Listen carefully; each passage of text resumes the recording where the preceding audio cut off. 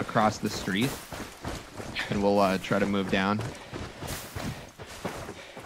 Across the street from church? Yeah. We'll try to use that thing, because I can drone out ahead of you, and then you can stay on that side of the building. Right. I have a thing to divert intel. What does that mean? If one of us gets marked, you can mark yourself in order to remove the marks from us. Oh, okay. That's the tank's like ability. Deploying drone. Okay, drone up, guys. Yeah, that was me. I shot the window out to the church so I could see into it. Okay. Or one of the windows. One running anyways. behind church right now. Yeah. That's a mark. Another one just ahead of him, about 10 paces ahead of him. Yeah. Got the one. Okay. Another guy, he's moving up. Got the other one. GG. God damn. He's lit. Good marks. Good marks. Hey guys, Bet here, and welcome to my initial impressions on the Ghost Recon PvP beta, Ghost War. This beta is the first chance we've had to play with the PvP mode that is going to be added to Ghost Recon Wildlands. And while the game has been out for a while, it has until now had no PvP multiplayer. While I found the game fun when I played it in beta before it came out, I didn't think it would have enough features to keep me coming back often enough to warrant paying the full price tag upon release. Will the addition of Ghost War change that? Well, my initial impressions before playing the beta were no, it wouldn't change that. Even watching the live stream from the devs on September 19th, I didn't feel like the game mode really grabbed me. With no objectives to play for, and just a team deathmatch mode, the game, to me, looked like Rainbow Six Siege with training wheels. I feel the two games will naturally draw comparisons as they are both billed as tactical shooters produced by Ubisoft.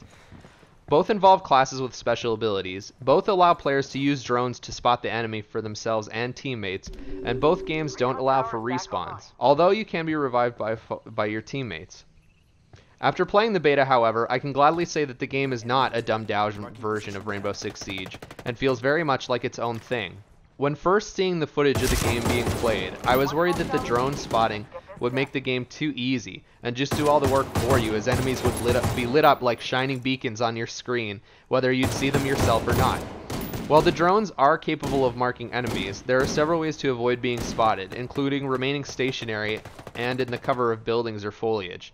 Secondly, the way the graphics of this game are detailed, coupled with the ability of operators to wear ghillie suits and other camouflage, would make spotting enemies very difficult if only using your naked eye, probably leading to the game going much slower than is intended by the devs with the 8-minute timer for each round.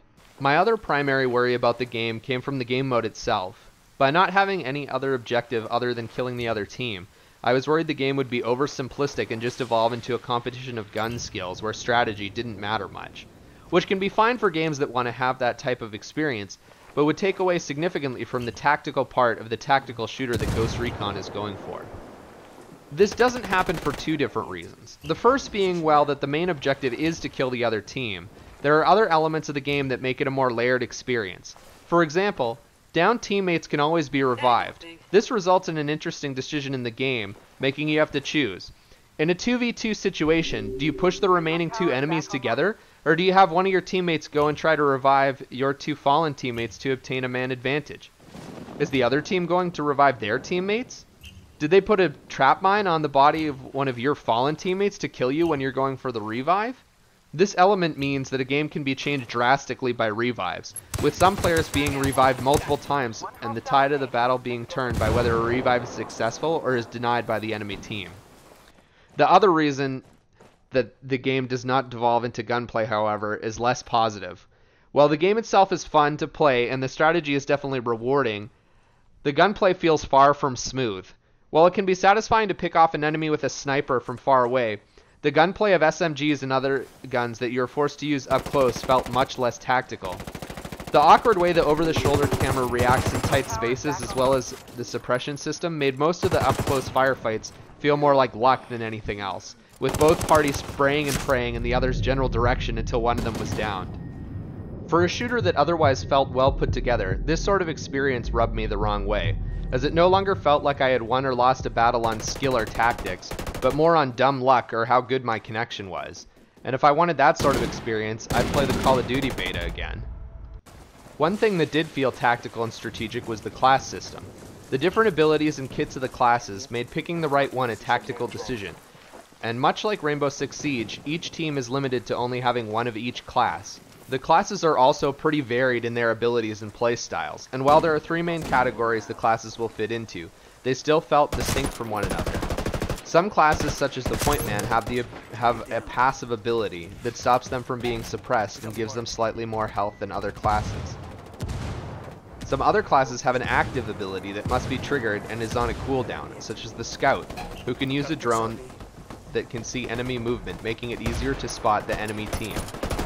Some classes have a combination of a passive and active ability, such as the Tank. They have the passive ability of having over double the health of the other classes, but also have an active ability that allows them to remove marks from other teammates and mark themselves instead. These abilities allow the classes to fulfill different roles in the team and support different playstyles. If you prefer to charge in head first, you might be partial to the Point Man or the Tank. If you'd prefer to keep your distance, perhaps the Sniper is a better choice for you. But more than just your team composition and personal preference will dictate which class is the right to take. They're also dictated by the map. The maps in Ghost Recon's PvP beta offer enough variety to make the maps feel distinct and different. Additionally to the different map layouts, the maps were also capable of having different time of day and weather. And while I didn't find the weather to be that impactful, I did find that playing at night made a big difference to the effectiveness of snipers and also affected which areas were safe.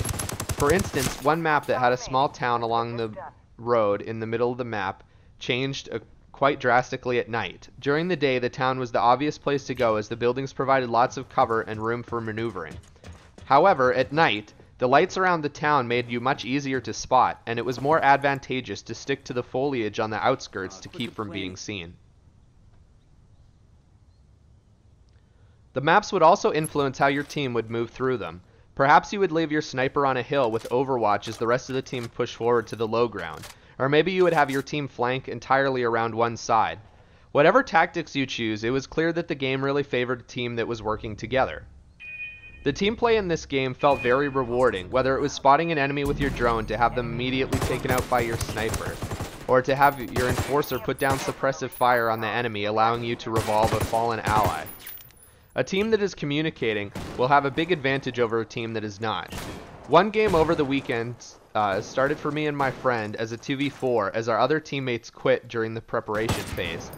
But through good communication and positioning, and as well as quite a bit of droning, we managed to win the round with each of us getting 2 kills, and that sort of experience really sold me on what this game is going for. Overall, I was pleasantly surprised with the Ghost War beta. While I think some may argue that it should have been included in the launch of the game, I don't think that takes away from the positives that it does have. The 2 complaints I would have about this game would be the first, that if you're looking for a tactical shooter with tight, crisp gunplay, at least on console, this game isn't it. I'd really like the devs to look at some way to make the gunplay feel more smooth and rewarding. I have a sneaking suspicion that this has something to do with the player-hosted servers, and may not be a gunplay issue at all. But I haven't played enough with the game offline to really be sure. My second complaint would be, not once during the beta did I find myself wanting to play solo queue. The game was so geared for team play that just jumping into a game by myself didn't really appeal to me. But I guess that's not really a complaint so much as my own personal preference. You want to be playing with at least one friend to get the full experience. I did really enjoy the beta when playing with friends, and I think it may have just swayed me enough that I would purchase the game when the update for the multiplayer component goes live. Probably not for $60 though. I mean, it's nearly half a year old now. Alright guys, that's it for my review on the Ghost Recon Ghost War beta. Let me know in the comments below if you played the beta and what your opinions are. Do you like it? Are you upset that it didn't come with the game on release? Were you not really interested in a PvP mode for a game that's really centered around co-op and team play against an AI opponent? Feel free to leave a comment below letting me know what your opinions were. Alright guys, that's it for me today. And until next time, keep doing the best with what you got.